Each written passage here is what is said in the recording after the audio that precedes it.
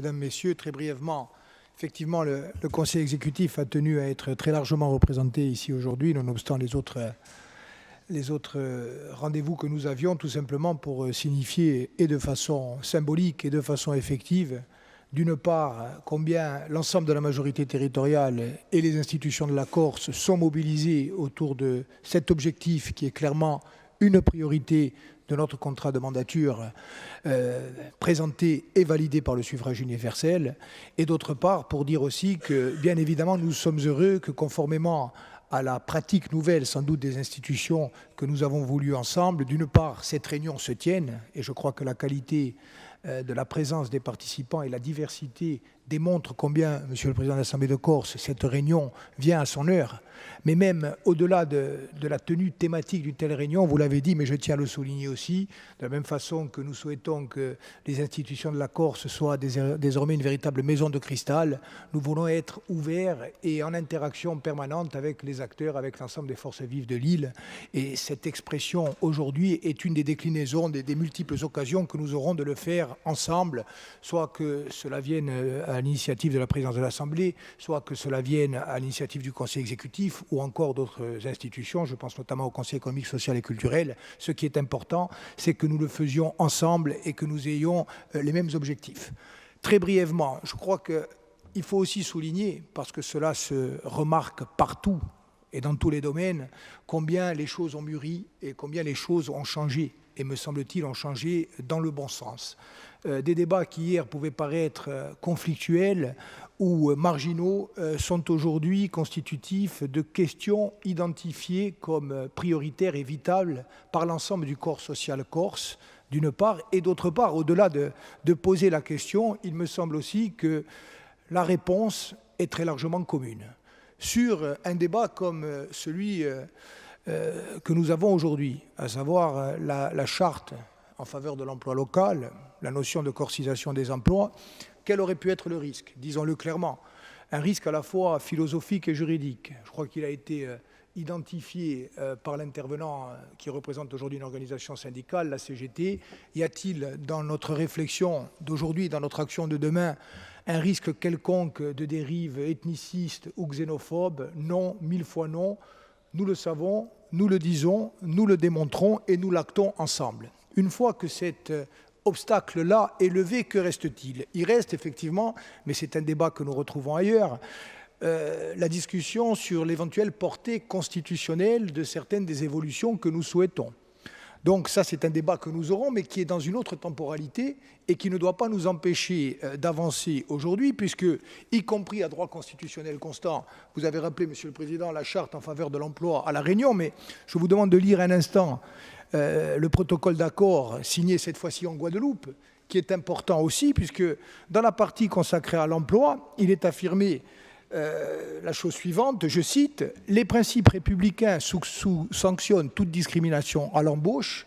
Toutefois, l'État est conscient de la nécessité de mettre en place avant la fin 2009, le protocole est déjà ancien, un programme d'égalité des chances et de volontarisme républicain en partenariat avec le monde économique. Et comment se décline ce programme? Article 92, ce programme sera élaboré avant la fin 2009 en partenariat avec le monde de l'entreprise et aboutira à droit constitutionnel constant, je cite, à la signature rapide d'une charte de l'embauche locale de Guadeloupéens.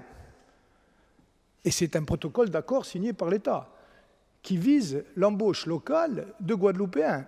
Et donc, en quoi serait-il scandaleux, illégitime ou dangereux pour la démocratie et pour le rejet de toute xénophobie, qui sont fondamentalement des objectifs qui nous animent à tous, de dire que nous allons signer une charte en faveur, avec l'État, de l'embauche locale de Corse?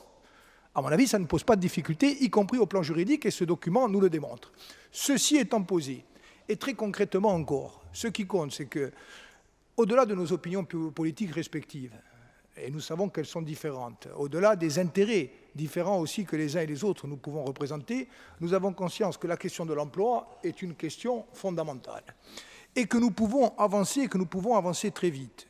Premier moyen, cette charte à laquelle vous allez réfléchir et que nous allons essayer de finaliser. Mais il y a aussi d'autres déclinaisons très concrètes et nous essayons de le faire de façon très empirique et très proactive au niveau du Conseil exécutif. C'est vrai que la question de la formation est une question essentielle dans toutes ses déclinaisons, qu'il s'agisse du CFA, qu'il s'agisse de l'Université de Corse, qu'il s'agisse de l'enseignement en général. La question de la formation, et Josepha en dira quelques mots, est quelque chose que nous devons repenser. Lorsqu'on entendait Charles Soukari, le représentant du MEDEF, nous dire qu'il y a aujourd'hui 4000 postes qui ne sont pas pourvus en Corse, ça nous interroge véritablement. Comment allons-nous faire? Lorsqu'on entendait César Philippe nous dire aujourd'hui nous n'arrivons pas à créer les conditions pour pérenniser un certain nombre d'emplois et qu'il nous renvoyait aussi à certaines difficultés de la continuité territoriale, cela implique aussi qu'au-delà de l'emploi stricto sensu, nous réfléchissions au transport maritime ou à l'agriculture comme peut le faire François Sargentini ou aux affaires européennes, voire à la langue, comme le fait comme le fait Xavier Lugiani ou comme le font Nanette Maupertuis. Dernier mot, enfin, d'autres outils qui nous tiennent à cœur, c'est par exemple, on a parlé de la question des travailleurs détachés, et vous voyez que lorsqu'on pose la question des travailleurs détachés, là aussi, c'est déconnecté de toute logique de repli sur soi. Simplement, on essaie de réintroduire une notion d'égalité ou de discrimination positive pour rétablir l'égalité. Nous travaillons aussi d'ores et déjà, et je pense, Monsieur le Président, sous votre autorité, que cette question pourra également être intégrée dans le champ de la réflexion à une charte de la commande publique locale, puisque nous savons combien aujourd'hui l'argent public et les marchés publics sont une source importante pour un certain nombre d'acteurs économiques, je pense notamment au BTP, mais pas seulement.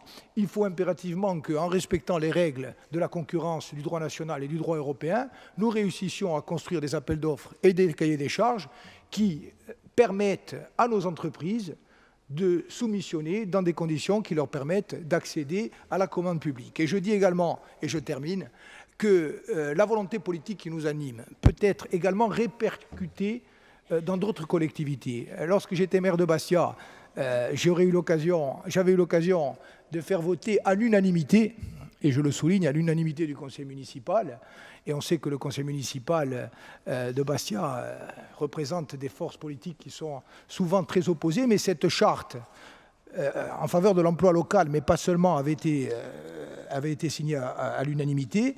Elle promeut également le bilinguisme, elle promeut également l'interaction avec les acteurs de l'économie locale. Et par exemple, très concrètement, lorsqu'à Bastia, on vend un terrain à une entreprise, eh bien, elle souscrit à cette charte, elle souscrit donc au bilinguisme, elle souscrit au circuit court, elle souscrit à l'engagement pour les prestations externalisées de faire recours aux entreprises locales ou encore de favoriser les entreprises locales pour la construction des bâtiments, par exemple en privilégiant les matériaux d'origine territoriale, etc. Et ça nous renvoie aux démarches de certification qui sont engagées. Ceci pour dire qu'il n'y a pas une réponse unique, même si la charte pour l'emploi local est certainement un élément décisif du dispositif que nous aurons à définir ensemble. Il n'y a pas une réponse unique, il doit y avoir une volonté politique, celle de mettre l'emploi et donc le développement économique et social au cœur de notre projet de société. Et cette volonté politique doit se décliner dans chacune de nos politiques publiques. En tout cas, c'est ce que fera le Conseil exécutif, c'est ce que fait la présidence de l'Assemblée de Corse, et j'espère que nous pourrons le faire en interaction étroite avec l'ensemble des acteurs que vous représentez aujourd'hui. Merci, Monsieur le Président.